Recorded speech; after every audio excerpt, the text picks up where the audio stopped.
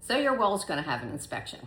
What are they going to look for? What can they see? Well, not a whole lot. They are going to take water samples and they are going to send them out to a lab.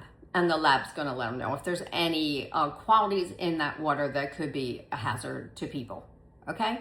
Now, if they are going to check for radium, those tests can usually only be done on Monday, Tuesday, and Wednesday because they have to be sent to Florida because it's considered hazmat. So the test will be sent there in case there is radium so they can properly dispose of that sample. Okay, so what happens if there is radium in your water? Well, there's something called reverse osmosis that you can put on your system that for your drinking water that will purify it so that the radium's no longer in there. I have that on my own system. So what happens if there's bacteria in your well? Well, what happens if there's bacteria in your well? You're going to want to chlorinate that well. You're going to have a professional come out, chlorinate the well, and then you have to run it off for days because there can't be any more chlorine in there when they check it. And you know what? I had wells fail 4 times from chlorination.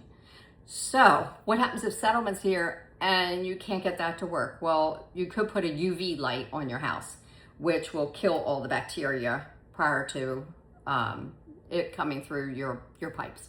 So that's what I ended up having to do. The seller of the home I bought, they took forever to chlorinate the well, and they did it one time and it didn't work.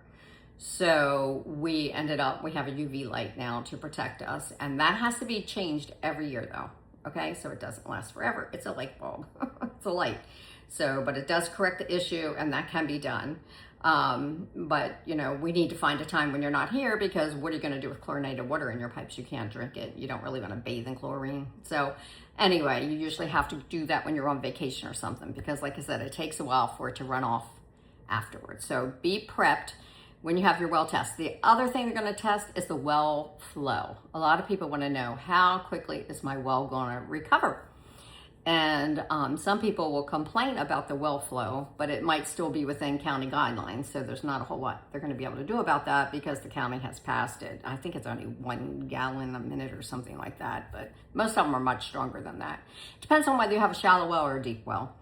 I found that if the wells are really deep, they don't have the radium to worry about. Like if they're 300 or 400 deep, there's usually no radium, but all the ones in that aquifer around 90 to about 150 feet deep, they tend to have radium in my area of Pasadena, so, and other parts of Anne Arundel County.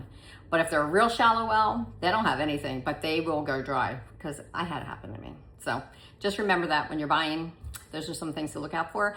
And also when you're getting the well test done, they're going to check the pump, to make sure it's pumping right. So they're going to check it all out, and they're going to see how old the well is and things like that.